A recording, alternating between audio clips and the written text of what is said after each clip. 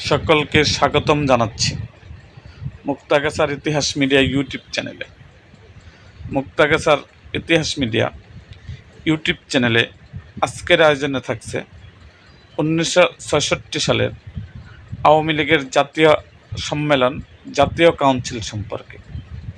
তো চলুন শুরু করি ভিডিওটা।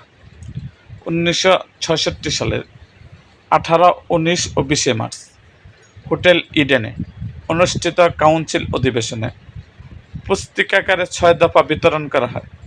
কাউন্সিল 6 দফার অনুমোদন করে। কাউন্সিলে মাওলানা তর্কবাগীশ অংশগ্রহণ থেকে বিরত থাকেন।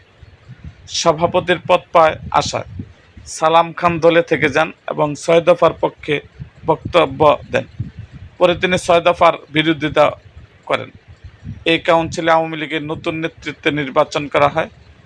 নতুন ওয়ার্কিং কমিটির কর্মকর্তা ও সদস্যগণ হচ্ছেন: সভাপতি শেখ মুজিবুর রহমান, সহসভাপতি সৈয়দ নজরুল ইসলাম, আব্দুস সালাম, খন্দকার মুস্তাক আহমেদ, ক্যাপ্টেন এম মনসুর আলী, মুজিবুর রহমান, শাহ আজিজুর রহমান, সাধারণ সম্পাদক তাজউদ্দিন আহমেদ, সাংগঠনিক সম্পাদক মিজানুর রহমান চৌধুরী, শ্রম বিষয়ক সম্পাদক জহুর আহমদ চৌধুরী, সমাজসেবা সম্পাদক কে এম উবাইদুর রহমান, প্রচার সম্পাদক আব্দুল মমিন, মহিলা সম্পাদক আমেনা বেগম, দপ্তর সম্পাদক মাহমুদুল্লাহ, কোষাধ্যক্ষ হাফেজ মুসা, সদস্য লইকতুল্লাহ, ABM Nurul Islam, Zahiruddin, Nurul Islam Chowdhury, Abdur Rahman Khan, M A Rashid, Rowshan Ali, মোমেন উদ্দিন আহমেদ, আতিউর রহমান,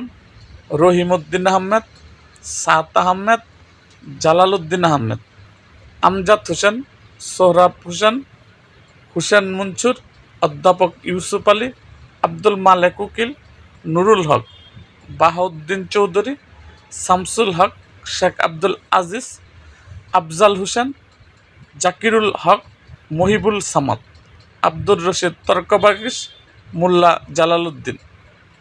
এরকম আরও ভিডিও পেতে এবং রাজনৈতিক অঙ্গনের নানা ঘটনা ও ইতিহাস জানতে আমাদের মুক্তাগাছার ইতিহাস মিডিয়া ইউটিউব চ্যানেলটিকে সাবস্ক্রাইব করুন। এই ভিডিওতে কোনো ভুল ত্রুটি হয়ে থাকলে অবশ্যই আপনারা কমেন্ট বক্সে জানাবেন। আর এই ভিডিও সম্পর্কে আপনাদের কোনো মতামত বা অন্য কোনো ভিডিও আপনারা চাইলে অবশ্যই কমেন্ট বক্সে জানাবেন। সো আজ এই পর্যন্তই, দেখা হবে আমার অন্য কোনো ভিডিওতে।